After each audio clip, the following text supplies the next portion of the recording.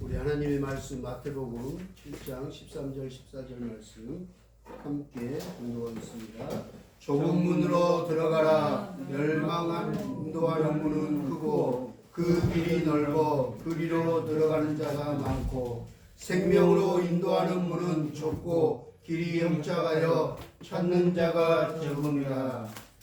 우리 한 번만 다시 읽을까요? 좁은 문으로 들어가라. 멸망으로 인도하는 문은 크고 그 길이 넓어 그리로 들어가는 자가 많고 생명으로 인도하는 문은 좁고 길이 협착하여 찾는 자가 적음이라. 아멘. 오늘 말씀을 중심으로 좁은 문으로 들어가라 라는 제목으로 말씀을 나눠보고자 합니다. 오늘 말씀의 본문을 정한 것은 일주일 동안 제가 만난 사람들이 전부 다 좁은 문을 걸어가고 있는 정말 험참하고 험한 길을, 남들이 잘 걷지 않는 길을 걸어가고 있는 사람들을 이번 주 내내 만나고 교제하고 얘기했기 때문입니다. 이들의 공통점이 모두 다가 아주 험하고 힘든 사역의 길을 걸어갑니다. 사명의 길을 걸어갑니다. 아주 좁은 문을 걸어가고 있거나 이미 통과하신 분도 있습니다. 첫 번째 제가 이 좁은 문 하면서 생각나는 사람은 우리 탈북민 목회자인 그날교회 허남일 목사입니다. 제가 북한에서 온 탈북민들, 목사님들을 전국에 외국에 있는 목사님들을 거진 다 알 거예요. 근데 그 중에 정말 10손가락 안에 꼽을 만한, 정말 저보다 나이가 어린데도 신앙의 영조가 적은데도 존경할 만한, 정말 또 목회를 건강하게 잘하고 있는, 거기는 교인들이 한 100명 되는데 탈북민 목회자 반반이에요. 남한분, 북한분. 그리고 거기는 제자훈련, 부부학교, 어머니 아버지 학교부터 해서 사역자 학교부터 해서 얼마나 왕성하게 교인들이 열심히 각자 파트에 들어가서 열심히 하고 있어요. 그리고 정말 일꾼들이 잘 세워져서 알아서 막 이렇게 교회 봉사부터 전도 모든 중보기도 이렇게 잘 운행되고 있습니다. 그 목사님이 나이가 저보다 적은데요. 자녀는 훨씬 많아요. 자녀는 몇 명이냐면 몇 명일까요, 빛이? 12명. 12명. 12명이면 좋겠다. 12제자. 나이가 아직 적어요. 그런데 아이는 5명이에요. 아이가 5명이에요. 50이 안 되는데 아이가 5이에요. 근데 육아하기 얼마나 힘들겠어요. 또 사모님이 북한 분이어서 정말 고난의 끝에 경험해서 알잖아요. 북한에 오신 분들 어떻게 자라고 어떻게 먹고 살았는지, 중국에서 어땠는지, 한국에 와서 또 목회하면서 개척할 때 삶이 어떻겠어요. 그래서 사모님이 영양이 많이, 건강이 원래 좋지 않은데 아이들 5 놓고 그만해요. 어린아이까지 있다 보니까 육아를 우리 아내가 해가인 키우고 해야 하면서 너무 많이 몸이 지치고 힘들고 병이 나왔는데 아이 하나 해야 하나 키우는 것도 쉽지 않거든요. 5을 그 어린애들 연년생 이렇게 쭉 줄줄이 사탕 같은 아이들을 5명을 그 키운다는 게 사모님으로서 너무 힘들잖아요. 그런데 일도 해요. 또 여러 가지 또 교회 일도 많이 하시고요. 그러니까 이 쉬는 날도 없어요. 그런데 그 두 부부가 얼마나 목회를 열심히 하고요. 많은 사람들의 본이 되고요. 예전에 해가이가 한번 제 기억에 어디 북한 선교 할 때 갔는데 아빠 저분 북한분 맞아?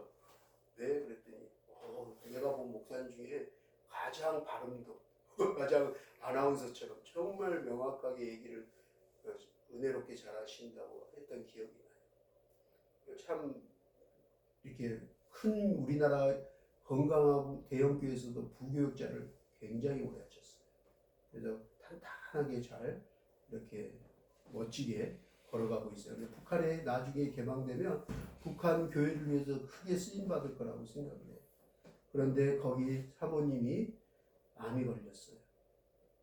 그래서 암이 걸렸는데 수술하는 중에 또 폐혈증과 여러 가지 합병증이 오셔서 또 심각한 상황이 됐어요. 그래서 아이들 엄마를 막 찾고 있는데 사모님은 최근에 사경을 헤매셨어요. 그래서 온 지금 많은 분들이 매일 카톡에 와서 기도하고 서로 막 모금 운동도 하고 병원비 모금도 해서 저도 적지만 보내고 막 하면서 기도를 했는데 하나님께서 감사하게 요 며칠 전에 폐혈증, 폐나 이런 안 좋은 합병증들은 조금씩 회복이 되고 있고요. 그래서 퇴원은 집에 와서 얘들 때문에 했는데 다시 또 지금 팔자 항암 치료를 해야 하는데 몸이 좋지 않아요. 그러면서도 목사님은 또 여러 가지 많은 일들을 또 이렇게 그분은 또 좀 많이 알려주고 너무 많은 분들이 좋아해서 이게 초청을 많이 하거든요. 그래서 중요한 큰 곳에 가서 이렇게 메신저 통일을 위해서 귀하게 쓰임 받고 있습니다. 그러면서도 그 일들을 기쁨으로 감사함으로 묵묵히 걸어가고 계세요. 원망하거나 내려놓지 않고 뚜벅뚜벅 그 좁은 문으로 걸어가고 있어요. 또 한 분들이 생각나는데요. 이번에 광주에서 1년에 한 번 모여서 통일면 부부 워크숍을 3일 동안 했는데 광주 포도원 교회에 갔는데 탈북민들이 신학생들 4명이랑 막 너무 이 한복 입고 찬양하면서 너무 은혜스러운 거예요. 탈북민들이 너무 잘 썼어요. 근데 거기는 개척한 지 16년인가 7년인데 처음부터 있던 탈북민들이 지금까지 그대로 있어요.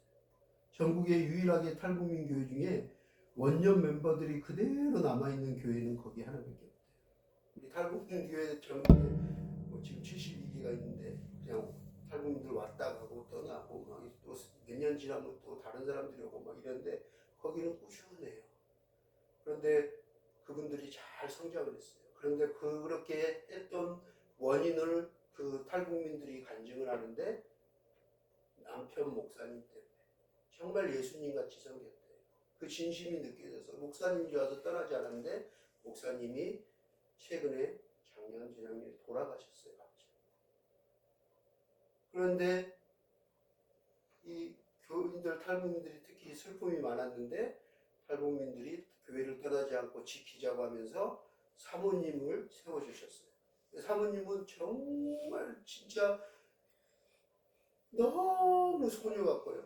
너무 진짜 어떻게 말하면 세상 물정 잘 모르고 목회도 잘 모르고 그냥 온전히 뒤에서 목사님 위해서 기도하고 섬기고 밥 해주고 막 이런 전형적인 사모님이세요. 남 앞에 서는 걸 너무 내성적인 분이에요. 자신이 없고 지금도 울렁증이 강대산만 서도 사람을 만나도 대인기피증이 예전에도 있었고 이렇게 우울증도 있었고 만나지를 얘기를 잘 못하신 분인데 어느 날 성도들이 어쩔 수 없이 목사님이 떠나니 성도들은 안 떠난다고 그러고 다른 목회자를 원치 않는다고 사모님이 목사님이 돌아갔으니까 남편 대신 해야 되지 않냐. 그래서 그때부터 신학을 했어요. 공부를 막 하기 시작한 거죠. 그 60이 다 돼서 신학을 한 거예요. 공부하는 게 너무 힘들었대요. 그리고 목회를 어떻게 해야 되는지도 모르고 남편이 갑자기 없는 그 자리를 짐을 다 지면서 살림하랴 모든 재정 부담하랴 이렇게 목사님이 떠난 자리가 큰지 몰랐다. 목사님이 하는 일이 이렇게 우리 가정과 교회에 큰 건지 몰랐다고 떠나고 나니까 알겠다고 하면서 그 재정이 너무 어렵다고 그러면서 하나님 앞에 울며 기도할 수밖에 없어서 매일 지금 2년 동안 그냥 매일 밤마다 강대상에서 우는 게 일이래. 하나님 도와주세요. 불쌍히 여기세요. 그리고 기도할 수밖에 없다는 거예요. 자기는 뭘 어떻게 해야 될지도 지금도 모르겠고 사람들 앞에 설교하는 것도 힘들고 그래서 남편 목사님이 너무 그리워서 정신병원도 다녔다고 솔직히 저한테 얘기하더라고요. 너무 힘들었다고. 그런데 성도들 앞에서는 한 번도 그런 데서 할 수 없는 게 목회자지 않냐. 저하고 엊그저께 통하면서 그 얘기하더라고요. 목사님도 그러겠지만 저도 그러잖아요. 우리 목회자들이 아프면 아프다, 힘들면 힘들다, 외로우면 외롭다, 화난다 표현 못하고 남이 시비를 걸어도 우리 감나무 자르고 제가 너무 마음이 아팠어요.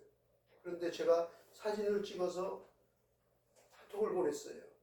그랬더니 아내가 왜 카톡을 보내냐고 뭐라 그러는데 제가 그랬어요. 목회자잖아. 어쩔 수 없잖아. 남이 시비를 걸어온다고 나도 똑같이 할 수는 없잖아. 근데 하나님이 기도하는데 불쌍히 여기고 그 영혼 구원받도록 기도하라고 축복하라고 오히려 사랑하라고 하신다. 사진 찍어서 죄송합니다. 본의 아니게 감나무 감 때문에 마음 많이 상하셨죠. 정말 죄송합니다. 노여움 푸시고 우리 좋은 이웃으로 잘 지내봅시다. 그러고 이렇게 했어요. 갔다 그랬는데 결국 돌아온 답장이 좋지 않았지만 그래도 할 수밖에 없는 게 목회자 아니냐. 때로는 사람이니까 화나기도 하고 미워하기도 하고 싸우기도 해요. 부부간에도 싸우기도 하고 화도 내고. 그렇지만 목회자는 또 그걸 알기에 하나님 앞에 죄송합니다. 제가 화내거나 미워한 거 용서해 주세요. 그러고 또 엎드릴 수밖에 없고. 근데 그것이 좁은 문이라는 걸 알기에 그게 힘들고 어려운 길이지만 그렇게 해야 되는 걸 알기에 이 좁은 문은 사실 성경에서 오늘 예수님이 하신 이 좁은 문은 결국 생명으로 들어가는 문이거든요. 영원한 생명으로 들어갈 수 있는 문이거든요. 천국의 문이거든요. 근데 그 길이 넓고 편하고 그냥 남들이 다 그냥 그렇게 살때 하는 그런 길이 아니다. 아주 힘들고 어려운 길, 좁은 길이라는 거예요. 그랬더니 그 이분의 목사님이 남편이 갑자기 돌아가고 그 힘든 걸 간증을 하는데 제 옆에 있던 여자 목사님이 펑펑 우시는 거예요. 하염없이 웃어요. 제가 끝나고 다독거리고 목사님 힘드시죠? 그랬는데 그분이 우리 진심 예배 오시는 김혜스더 목사님이세요. 27년 같이 목회한데 목사님이 돌아가셨어요. 얼마 안 됐어요, 몇 개월. 그래서 이 사모님도 똑같아요, 이문의 목사님처럼. 어쩔 수 없이 성도들이 우리는 안 떠나요. 다른 목회자 싫어요. 사모님이 하세요. 그러면서 더 열심히 예전에 떠났던 사람까지 다시 와서 으쌰으쌰 하니까. 그러면서 그 사모님 힘을 실어주고 해서 목회하고 공부, 지금 또 60이 넘는데 공부하면서 그저께 안수 받았어요. 얼마 전에.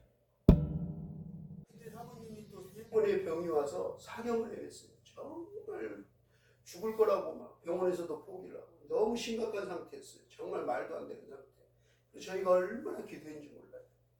그 문자 오면 아내한테 보여주고 지금 위중하시대. 지금 이런 상태인데 우리. 그리고 또 기도하고. 근데 지금 건강해져서 진심예배 건강이 회복되고 나서 진심예배 오겠다고 교인들을 데리고 2시간을 넘게 지금 오는 거예요. 서울에서. 저 의정부 쪽인데 노원인데 너무 멀어요. 얼마 전에 차가 막혀 3시간 반이 걸렸어요. 그러면서도 오시는 거예요. 또 한 분은 우리 진심예배 오시는 이순주 목사님. 지난번에 우리 DMJ 갔을 때 그 교회에서 식사 다줬잖아요. 장단동에서. 식사 다줬는데 그 여자 예쁘장이 생긴 여자 목사님이 정말 너무 힘들고 진심예배를 지금 한 3달 안 해서 제가 매달 오면 교회들 그 배분해 주잖아요. 우리 옹행수사님 막 쌀이랑. 그래서 물티슈랑 뭐 이런 걸 모아놨다가 그 목사님 목입니다 하고 찾아갔어요. 며칠 전에 인천 교회에 찾아갔어요. 오통이돌 교회인데 찾아갔는데 그때 사모님 이순주 그래서 생일 카톡이 떠서 그 아이들하고 먹으라고 베스킨라빈스 케이크하고 여러 가지 많은 또 선물들 제가 준비해서 위로 신방을 갔어요. 갔는데 저도 사실 지난주에 추수감사절에 그런 일이 있고 나서 마음이 아픈 상태여서 근데 저를 위로하고 축복하러 갔는데 제가 그냥 가서 펑펑 울었어요. 정말 울었어요. 목사님 보는 순간 막 눈물이 나는 거예요. 그 있는 동안 너무 많은 생각이 들었어요. 그 목사님 여자 목사님인데 여자가 목회해야 되잖아요. 근데 남편이 실직 하셨어요. 집사님이. 근데 그 둘째 아이가 첫째는 다영이라고 우리들이 하는 센터에 고등학생 때부터 매주 와서 친구들하고 봉사를 했었어요. 너무 열심히 하던 나이인데 둘째가 있는데 태어날 때부터 다운 증후군이에요. 지체 장애 심각한 또 희귀병을 갖고 있는데 24시간 돌봐야 돼요. 시설이 맡길 수도 없어요. 24시간을 돌봐야 되는데 남편 집사님이 직장을 다닐 때는 교인들이 하루씩 봐줬대요. 하루씩 돌아가면서 당번으로. 근데 이제 직장을 그만두니까 이제 오롯이 남자 집사님이 24시간을 다녀요. 근데 이 사모님은 과외 공부랑 학원을 최근에 차리셨어요. 빚을 내서 크게 차렸는데 코로나 지나고 나서 지금 경기가 어려우니까 학원도 지금 운영이 잘 안 되는데요. 그 경제에 어려움도 있어서 첫째 다영이가 대학교 1학년인가 1학년인데 휴학을 해서 거기서 선생을 하고 있더라고요. 그런데 그 고입 시험반이어서 9시부터 밤 11시까지 학원에 계십니다. 그러니까 아침에 눈 뜨자마자 11시에 가서 학원에서 일하고 가르치고 밤 11시에 정리하고 퇴근하면 집에 오면 12시래요. 12시에 와서 밀린 빨래하고 막 하고 또 근데 애가 최근에 태어나서 처음으로 제일 아팠는데 2번을 위급 상황이 돼서 병원에 있다가 퇴원을 했는데 하필이면 또 걸린 병 중에 하나가 그런 병이 있는 거 좀 처음 알았어요. 잠을 안 자는 질병이 걸렸대요. 그래서 애가 잠을 안 잔대요, 밤새. 그래서 이 목사님이 목회하랴 살림하랴 학원 밤 11시까지 집에 오는데 그때부터 엄마를 찾는 거예요. 엄마 품만 그냥 안 떠나는 거죠. 근데 얘가 잠은 좋으려면 자질 않는 거죠. 그러다 보니 사모님, 목사님 얼굴을 딱 봤는데 저는 이게 연탄재를 이렇게 뿌려놓은 줄 알았어요. 곰돌인 줄 알았어요. 화장을 막 많이 칠을 해주셨는데 처음 보는 게 이거예요. 그냥 시커매요. 밑에가. 그리고 너무 눈 충혈돼 있고 피곤해갖고 쩔어있는 거예요. 근데 저를 안아주는 거예요. 목사님! 그러고 너무 반가워하는 거 오래간만에 봤다. 제가 갔는데 그 얼굴 보는데 눈물이 나는 거예요. 그런데 이제 학원 애들 오니까 이제 거기서 쫓겨나서 밖으로 나왔는데 공원에서 갔는데 그날이 되게 추웠어요. 그 아이를 공원에서 이렇게 있는데 남자 집사님이 얘기하는 거예요. 울먹이면서. 얘가 집에 있는 걸 싫어한대요. 안에 공간에 있는 걸 너무 싫어해가지고 매일 24시간 막 밖으로 나가야 된대요. 안 그러면 계속 칭얼거린대요. 그래서 공원으로 돌다가 근데 날이 너무 추우니까 이제 겨울이 되니까 어딜 가야 될지 모르겠다. 이 아이를 데리고. 그래서 이 아이를 교회에 하루 종일 있다가 학원에 갔는데 애들이 오면 또 빨리 가라고 막 그러면 또 쫓겨나서 가면 얘는 징징거리고. 그래서 이 남자 집사님 몇 달 지금 실직한 지 몇 달 안 됐는데 이렇게 힘들게 우리 아내가 그동안 아이를 키우고 살림하고 학원을 운영하고 하는지 몰랐다고.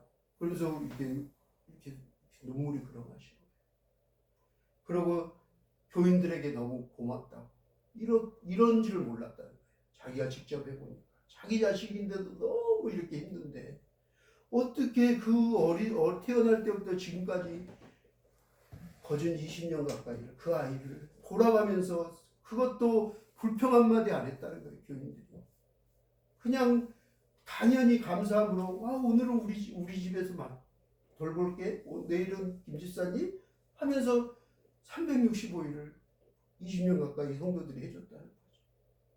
그게 너무 은혜가 된다는 거예요. 감사하다는 거예요.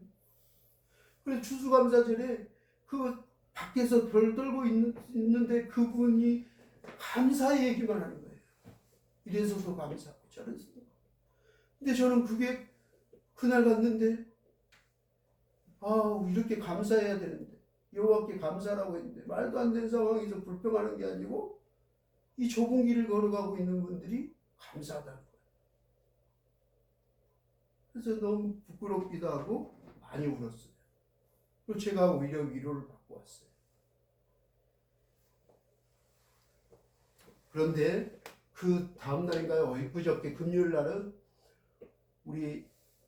우리들이 하나 돌봄센터에 아이들 후원하고 이렇게 월세 지원해 주는 재단법인 담이라는 데가 있어요. 그런데 거기 아버님이 최근에 돌아가셨는데 그 이사장이 여자분이신데요. 엊그저께 갑자기 전화 온 거예요. 그래서 제주에 있는 목사님이 전화 와서 야 손성희 이사장님 막내가 갑자기 밤에 자다가 새벽에 죽었대.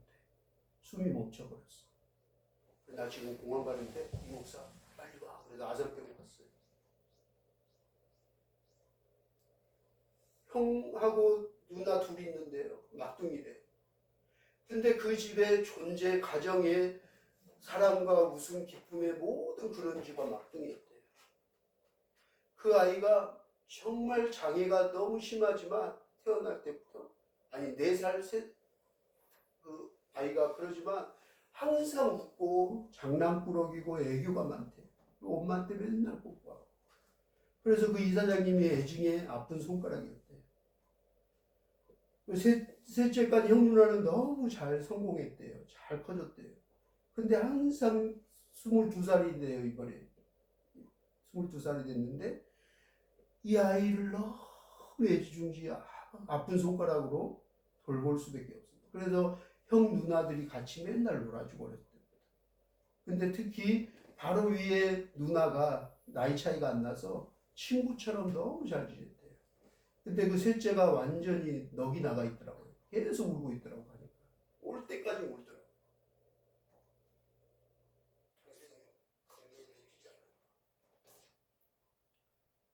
근데 그 아이가 가장 축복스러운 아이였다는 거예요. 내 자매 중에서. 그 얘기를 하는 거예요. 깜짝 놀랐어요. 얘기를 들어보니 그 아이 때문에 그 아이가 300억 가까이를 쓰고 갔대요. 그 아이 때문에 재단법인을 하게 된 거예요. 그래서 고아들도 돌보고 우리 센터나 이런 어려운 데도 지원하고요. 장애인 시설을 양평에 만들어서 칼리지까지 최근에 만들었대요. 작년에. 너무 잘해놨대. 그래서 많은 장애인들, 고아들, 뭐 어려운 애들을 복지재단을 만들어요. 그 아이가 태어나지 않고 그 아이가 존재가 없으면 감히 생각도 안 해봤던 일이에요. 그런데 그 아이 때문에 너무 많은 사람들이 혜택을 받고 있대요. 그런데 그 얘기를 나누고 있는데요. 한 20명이 오는데 깜짝 놀랐어요. 그 장애학교 친구들이에요. 학부모들하고 같이 손을 잡고 온 거예요. 다 20대, 30대인데요. 인지를 못해요. 친구가 죽었는지. 그래서 슬프지도 않고 그냥 먹는데 행복해 하더라고요. 인지를 못해요. 그런데 그 아이들이 정말 좋은 시설에서 할 수 있게끔 그 아이가 축복의 통로가 됐다는 거예요. 그런데 그것을 먹고 있는데 갑자기 한 여자애가 제 눈에 너무 와서 마음이 아팠어요. 걔 혼자 인지를 한대요. 걔 혼자 친구들 막 정신없이 철없이 먹고 막 떠들고 있는데 혼자서 계속 우는 거예요. 그리고 그 아이의 사진 하나를 들고 막 여자인데 그 남자의 막 사진에 이렇게 장애인인데 다 이렇게 볼을 쓰다듬으면서 울고 있는 모습이 너무 아팠어요. 그런데 그분들은 그 장애 아이를 하나님이 주셔서 감사돼요. 그 가족들의 고백이에요. 그리고 그 아이 때문에 이렇게 남들이 가지 않는 좁은 길을 좁은 문으로 걸어가고 있다. 그래서 이 귀한 사역을 할 수 있게 해줘서 감사돼요. 아니면 사업하고 남들처럼 좋은 집 좋은 것만 얻으려고 하고 성공하려고 하는 그런 어리석은 인생, 나밖에 모르고 정말 인생이 세상에 없어질 것들을 쫓아서 영원하지 않는 것들을 쫓아서 살 수밖에 없었던 가정의 그 아이 때문에 사업하는 가정에 그 물질의 복을 주신 걸 정말 많이 나눌 수 있었다. 그래서 많은 사람들이 이렇게 누리고 그 장례식에 장애인들 학부모들까지 와서 울어주고 얼마나 많은 사람들이 오고 가는지요. 첫날인데도 너무 많은 화환이 엄청 막 몇백 개의 화환이 있는 거예요. 제가 그 생각했어요. 아, 난 목회자인데 내가 죽으면 이 정도 화환이 올까? 이렇게 많은 사람이 올까? 오지 않을 것 같아요. 근데 얼마나 그 아이 통해서 얼마나 많은 사람들이 혜택을 은혜를 받았으면 이럴까 하는 생각이 들었어요. 그리고 금요일날 그 장례식을 갔다 와서 봤는데 어제는 또 저희가 한 달에 한 번씩 어려운 정말 목사님들 초청해서 우리 가족 성교회로 그냥 아내와 저와 혜강이 혜아 이름으로 10만 원씩 하자고 아내가 해서 섬기기로 했는데 오시기로 한 우리 탈북민 전도사님이 일이 있어서 못 오게 된 거예요. 그래서 이번 달은 누굴 섬길까 기도하다가 우리 강화도의 어려운 분들 또 섬기고 있는 분들을 초청해서 식사 대접하면 좋겠다 해서 3가정을 불렀어요. 근데 이 3가정이 다 보니까 장애자들. 손성희 재단법인 이사장님처럼 동강교회, 서울의 큰 교회예요. 은퇴하셨어요. 강화도에 지금 크리스마스 사계절 카페를 하고 계시는데 몇만 명이 왔다 갔다 해요. 너무 예뻐서. 그래서 저희 교인들도 한번 꼭 데리고 오라 그래서 한번 가려고 해요. 근데 그 목사님 은퇴해서 여기 와 계시는데요. 그분이 딸이 대대 집안에 딸이 없어서 딸을 달라고 하나님께 소원했대요. 결혼해서. 그리고 이름을 지어놨대요. 딸 태어나기 전부터. 이루리라고. 근데 정말 하나님이 소원을 들으셔서 그 가문에 진짜 딸이 태어난 거예요. 이루리가. 근데 하필이면 중증 장애자입니다. 그 하나님을 원망 엄청 했대요. 그때 개척인데 너무 물질적으로도 어려울 때. 그런데 하나님한테 내가 이름까지 전했는데 이럴 수 있습니까? 이루리라고 했지 않습니까? 그러고 했는데 하나님이 기도 중에 내가 너의 딸을 축복의 통로로 무엇인가 이루리라 그러셨대요. 그래서 뭘 이룰까 그랬는데 그 손성희 이사장님하고 똑같은 고백을 하는 거예요. 딸이 기쁨이었대요. 딸 때문에 복지재단을 할 수 있었대요. 그래서 딸 때문에 지금 홍성에 너무 큰, 너무 아름다운 정말 멋진 동광복지재단 이사장님이세요. 그래서 많은 장애인들이 거기 가서 혜택받고 있어요. 그 아이 이름대로 이루었대요. 그 아이 때문에 그것이 오늘날 이루어져서 많은 사람들에게 축복의 통로가 됐다. 그래서 감사합니다. 또 한 분은 우리 아내가 우리 김포에 있는 센터의 밑에 그 BYC 내복하는 권사님인가요? 그분이 강화도에 남편이 그 양사면에 파출 소장으로 잠깐 와 있어서 거기 앞에 교회를 갔는데 시골 교회인데 교회는 큰데 오래됐는데 다 떠나버리고 코로나였고 강화도에 또 사람들이 없어서 다 떠나서 할머니들만 6명 앉아있대요. 교회는 엄청 크더라고요. 6명 있어서 운영이 안 돼요. 헌금도. 그런데 하필이면 그 목사님 사모님 어제 애들까지 데리고 왔는데요. 다 큰애가 다이, 둘째가 에스더, 셋째가 안 난데 둘이는 딸인데 첫째가 또 지체장애냐. 그것도 24시간 시설도 못 맡기고 부모가 목사님 사모님이 24시간을 돌봐야 돼. 그 큰애기를 어제 선체로 막 두 분이서 거실에서 그 똥기저귀를 가는데 제가 보면서 마음이 너무 풀어졌어요. 매일 그렇게 지금 태어날 때부터 살아온 것이죠. 그러면서 성도도 없는 할머니들만 모시고 그 시골에서 목회를 하는 거예요. 일을 또 할 수 없는 상황이 애기 때문에 아무것도 못하고. 그래서 쌀하고 뭐 물티슈하고 음료수 뭐 이런 걸 갖다 줬더니 처음 보는데 누구시냐고. 그래서 인사를 하고 제가 3번을 찾아갔는데 너무 감사하다. 그래서 식사 초대하겠다고 그래서 오셨어요. 그 어려운 과정에서도 하고 있구나. 사람의 숫자가 중요한 게 아니라 그 6 할머니 돌아가실 때까지라도 그 영혼들 붙잡고 그 아이 하나님 보내준 아이 섬기면서 아들을 섬기면서 좁은 문으로 가고 계시고 걸어가고 있구나. 또 한 분은 우리 아내랑 또 친해졌는데 사모다움 선교회라고 사모님인데 유명 인사가 돼서 전국의 교회들을 막 지금 다니고 계세요. 강사로. 기업도 다니고. 근데 이분이 얼마나 아프신가 제가 갔는데 깜짝 놀랐어요. 집에 갔는데 호흡기를 끼고 아예 그냥 몇십 미터 줄을 끼고 따라다니면서 이렇게 들고 다니시더라고요. 그러면서 목사님 오셨어요? 대화하는데 산소호흡기를 하루에 몇 번씩 깨야지 살 수 있는 2층 식당에서 약속을 잡았는데 2층 계단을 올라오세요. 숨을 붙여가지고. 그런데 1년에 사모를 1000명을 섬겨요. 그리고 사모 대학을 매번 하세요. 지금 몇 해째 졸업을 했대요. 강화도에 호텔을 빌려서 전국에 있는 사모들을 위로하고 섬기고 모두 숙박하고 학교까지 가고 있어요. 그 몸을 가지고 옷을 끼고.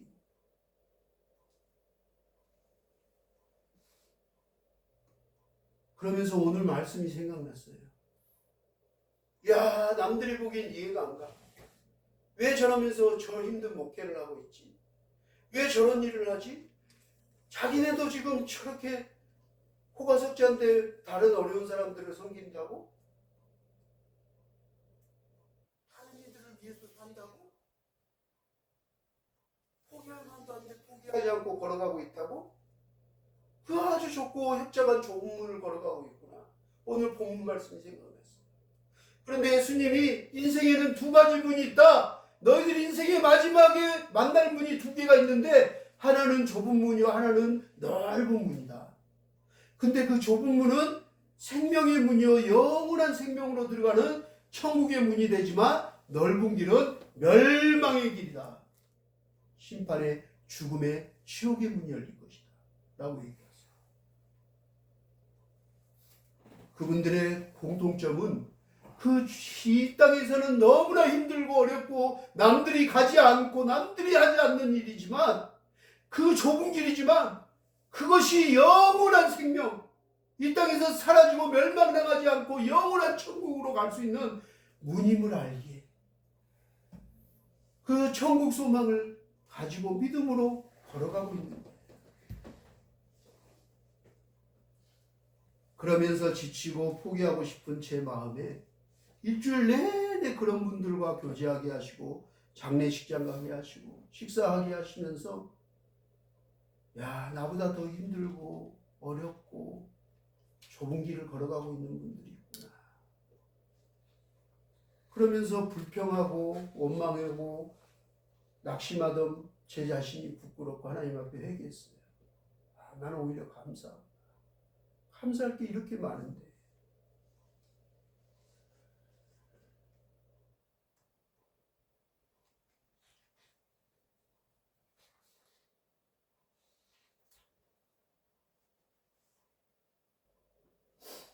여러분, 오늘 예수님 말합니다. 너희가 생각하는 것보다 천국으로 들어가는 것이 결코 쉽지 않아. 아주 좁은 문이야 라고 말씀하십니다. 좁은 문으로 들어가라. 좁은 문으로. 멸망으로 인도하는 문은 크고 그 길은 넓어 그리로 들어가는 사람이 많지만 생명으로 인도하는 문은 아주 작고 그 길이 매우 험하고 협착하여 그 문을 찾는 사람이 적음이라 말씀하십니다. 또한 마태복음 19장 24절 말씀을 보니 이렇게 말합니다. 낙타가 바늘 구멍으로 들어가는 것이 오히려 부자가 하나님 나라 천국에 들어가는 것보다 쉬우리라 라고 얘기합니다. 그 정도로 힘든 거예요. 낙타가 어떻게 바늘 구멍으로 들어가겠어요? 그런데 세상에 돈을 쫓아가는 사람은 차라리 낙타가 바늘구멍 들어가는 게 더 쉽지. 돈을 쫓아가? 돈 벌려고 교회 하나? 하나님 등져? 돈이 더 중요해? 결국 그들은 천국에 불가능하다고. 이거는 불가능하다고 얘기하시는 거예요. 차라리 낙타가 바늘구멍 들어가는 게 쉬울 거라고.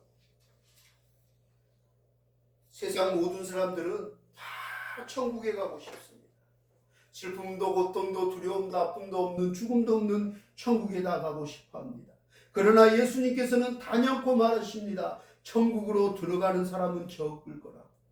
그리고 그 문은 아주 좁은 문이라고. 그래서 힘들고 어렵지만 가는 거라고. 제가 주저앉고 힘들고 목회 개척에서 너무 힘들 때마다 하나님 저한테 위로로 주신 말씀이 있어요. 그때는 그게 위로가 잘 안 됐는데 위로로 주셨어요. 제가 너무 힘들고 괴롭다고 하나님 너무 힘들어요. 그러면 하나님에게 제 마음속에 항상 그 말씀으로 다가오셨어요. 현재 당하고 있는 그 고난이 즐거워 보이지 않고 슬퍼 보이나 장차 너에게 나타날 영광과 좋게 비교할 수 없도다 라고 하십니다. 내가 너무 힘들어요. 하나님 이 길을 계속 이 목회를 해야 되나요?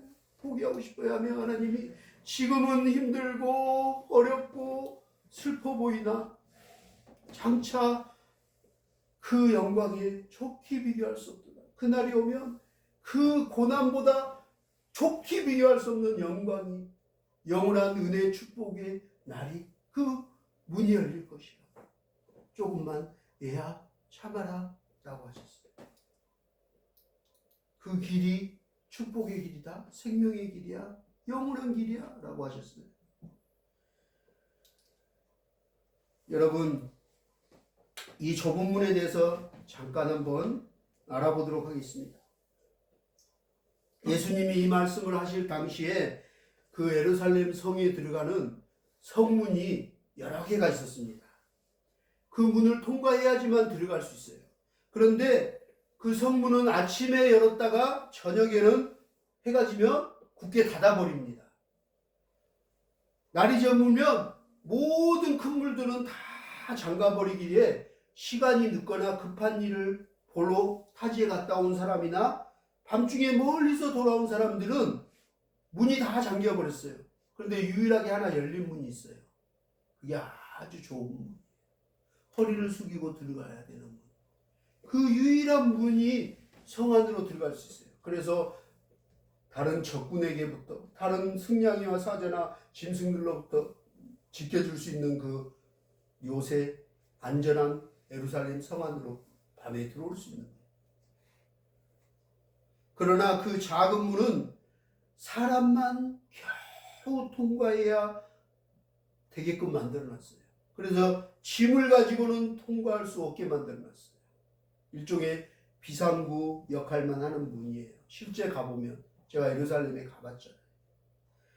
당시 성곽을 중심으로 사는 사람들에게 밤에 도적들로부터, 적군으로부터, 동물로, 승냥이로부터 유일하게 피난하고 들어올 수 있는 안전한 문이 있었는데, 그 문은 혼자 들어가는 거예요. 짐을 막 큰 짐을 지고는 들어올 수 없는 아주 좁은 구원의 문이었어요. 예수님께서는 우리 삶에 두 가지 문이 있다고 말씀하십니다. 하나는 좁은 문이요, 다른 하나는 넓은 문이 있다고 했습니다. 대부분의 사람들은 아주 편하고 좋은 넓은 인생의 길을 가려고 합니다. 그리고 뭔가 많은 것들을 짊어지고 얻고 걸어가려고 합니다. 그러나 그 안전한 피난처로 들어가는 문은 그 짐을 들고는 들어갈 수가 없는 거예요. 다 결국 다 내려놔야지만 빈몸으로 가는 거예요. 우리 인생도 빈몸으로 왔다가 빈손으로 왔다가 빈몸으로 돌아가잖아요.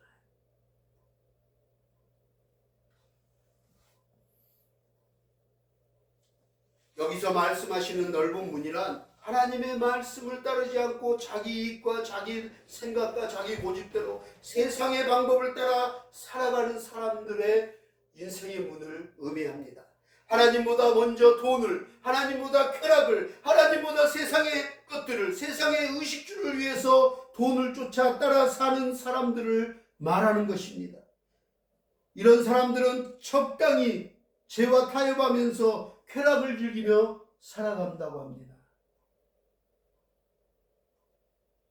저는 종교 중에 미안하지만 제일 얄미운 종교가 있어요. 뭔지 아세요?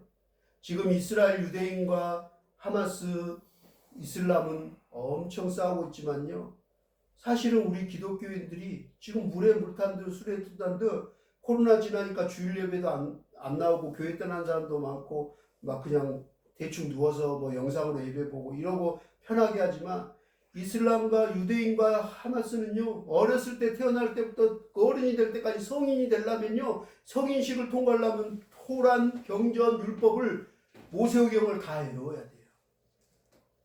달달달 외워야 돼요. 근데 우리 그리스도인들 교회 다니는 직분자들 통과할 때 성경을 다, 모세오경 다 통째로 암송을 해야지 통과시키나요? 그래야지 장로 주나요? 안 그러거든요. 오히려 하나님 말씀을 누가 더 사모하고 누가 더 열심히 지켜요? 이슬람하고 유대인들이 더 잘 지켜요. 그런데 예수님을 안 믿어서, 예수님이 아닌 다른 우상을 섬겨서 그러죠. 알라를 예수님이라고 생각하고. 잘못된 거죠. 잘못된 난추지만 열심은 기독교인보다 더 열심히 해요. 기독교인도 물에 물 탄 듯 술에 술 탄 듯 해요. 그런데 교묘하게 경건을 얘기하고 예수님을 믿으며 우리가 구원받을 장자야라고 하면서 기독교인들보다 그리스도인보다 더 얄미운 사람이 있어요. 저 개인적으로. 누구냐면요, 그 사람들이 나 돌팔매로 던질지 모르겠어요. 저 밑에 집 아저씨가 들면 쫓아와서 저 때릴지 모르겠어요. 저 밑에 집도 천주교거든요. 성경단인데. 난 천주교인들이 제일 얄미워요. 하나님 예수님 믿어요 우리도 막 이렇게 하면서 뭐예요? 술 담배 다 하고요, 여자 신부들 술집도 아니고요. 여자들 끼고요. 벨트 타요. 골프 치고 막. 그런데도 그냥 너의 죄를 사하노라 뭐 면제하고 그러면 되는 거예요.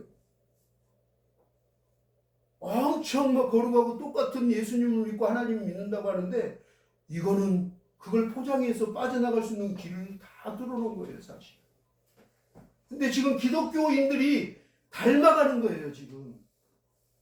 유대인, 이슬람처럼 그렇게는 안 하더라도 어느 정도는 우리가 하나님 말씀을 사모하고 경건하게 살아야 되는데 이게 천주교인들보다 더 물에 술 탄 듯 더 세상의 쾌락과 세상 것들을 쫓아가는 거죠. 이건 좁은 문이 아니거든요. 그건 생명의 문으로 영원한 천국의 문으로 가는 문이 아니거든요. 그런데 그 문은 언젠가 예수님께서 말씀하신다. 닫히는 날이 온다. 분명히 너 인생의 어느 순간이 끝나는 날이 와. 우리 어제 준영이처럼 22살에 자다가 인생의 시간이 마감되는 아이도 있고 교통사고로 죽을 수도 있고 코로나로 죽을 수도 있고 자연재해나 전쟁으로 죽을 수도 있어요. 상상할 수 없는 문이 닫히는 시간이 올 거예요. 그런데 그 문은 언젠가는 한 번씩 인생의 문이 닫히는 시간이 오는데 그 문은 한 번 닫히면 영원히 절대 열리지 않고 돌아갈 수 없다는 거예요. 그래서 너희의 시간에 인생의 문이 닫히기 전에 어느 문을 가야 될지 모든 인생에는 두 가지밖에 없다. 선택의 길이. 하나는 좁은 문, 하나는 넓은 문. 너희는 편한 걸로만 갈래?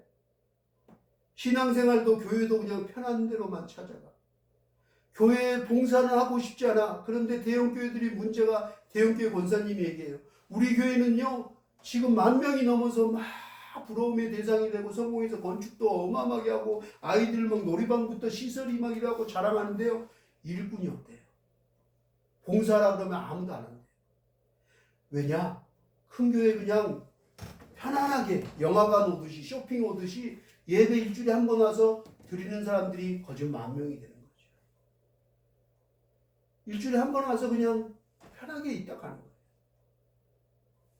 봉사라 그러면 봉사자의 카드에 쓰라 그러면 자원봉사 카드에 쓰질 않는데 그래서 대형교회도 지금 식당이 안 돼서 외부에다가 맡겨서 외부에서 식당을 그 교회들 식당을 외주를 해서 식권을 줘서 밥을 먹는 거예요. 외부 장사치들이 와서 성전에 그 식당 교회 안에 식당이나 커피숍을 그 장사를 그걸 매매하려고 살려고 또 장로님, 집사님과 아는 분들이 또 그거 프리미엄 붙여서 한대잖아요. 이 성전이 장사치들의 성전으로 변하는 거예요. 예수님이 엎어버렸잖아요.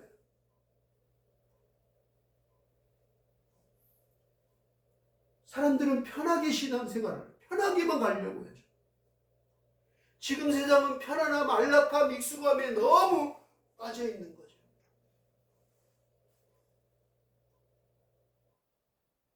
예수님은 너희 인생의 시간에 마감하기 전에 반드시 너희가 현명하게 선택하고 어느 길로 가야 될지 어느 문으로 들어야 될지 선택하라라고 얘기합니다.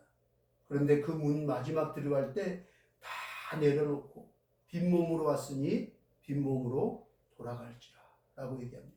흙으로 왔으니 흙으로 돌아갈지라.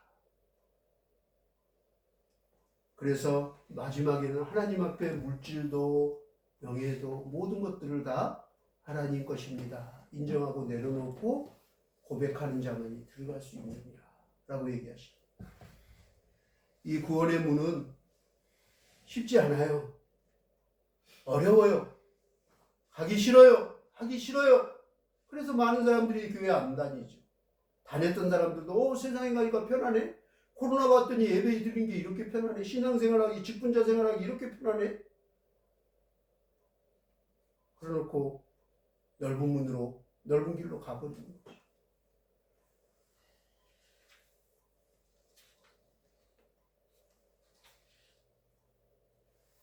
오늘 시간 관계상 이 좁은 문에 대한 설교는 다 담지 않겠습니다.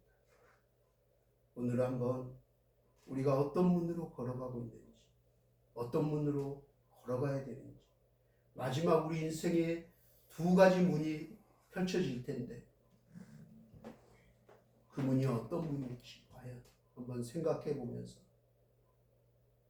나는 어느 문으로 어느 길로 걸어가야 될지를 한번 고민해 보고 묵상해 보는 시간이 되었으면 좋겠습니다. 우리 모든 세상의 것들을 얻고자 하는데 대가가 필요합니다. 그냥 쉽게 얻어지는 게 없습니다. 어저께인가요? 수능이었지만 아이들이 좋은 대학, 좋은 직장, 좋은 삶을 얻기 위해서 엄청난 대가를 치르고 공부합니다. 엄청난 사교육비를 드립니다. 좋은 대학, 좋은 점수 하나 받으려고도. 그런데 영원한 것, 고통과 아픔과 슬픔과 미움과 저주와 다툼과 죽음이 없는 영생 복락을 얻기 위해서 우리는 어떤 대가를 치르고 있습니까? 신앙생활 편하게 그저 쉽게 가려고 하지는 않았는지, 이제 일주일에 한 번 드리는 예배마저도 그냥 안일하게 편하게 습관처럼 드리지는 않았는지, 하나님 앞에 우리가 다시 한번 돌아가기 원합니다. 코로나 전에 내가 직분을 얻을 때 그 전으로, 내가 정말 교회에 처음 왔을 때, 내가 이 대한민국에 처음 밟았을 때, 내가 이 땅에 태어났을 때 우리 삶이 한번 돌이켜보면서 다시 한번 소중한 것들, 잃어버렸던 것들, 감사하지 못한 것들에 대한 하나님 앞에 진심 어린 회개로 우리가 나아가기를 원합니다. 겸손의 문, 그 좁은 문이지만 함께 가기를 원합니다. 여러분들 그 문에 최종적으로 들어갈 사람들 이름을 여러분들 손가락을 그리고 이 통곡의 벽에 붙여놓은 줄 믿습니다. 여기 이름 중에서는 제가 처음 불러보고 처음 대하는 이름들이 너무 많습니다.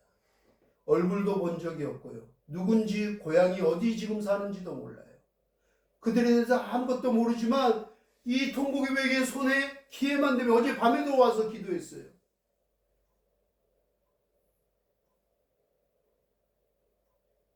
여러분들 왜 이름 적어놨어요? 왜 손가락 그리고 하셨나요? 함께 가보자. 그 좁은 문, 생명의 문, 천국의 영원한 그 문에 함께 가고자 하는 분들 이름을 적어놓잖아요. 저도 우리 해강이, 해창이, 해야, 혜빈이 우리 자녀들 다 적어놨어요.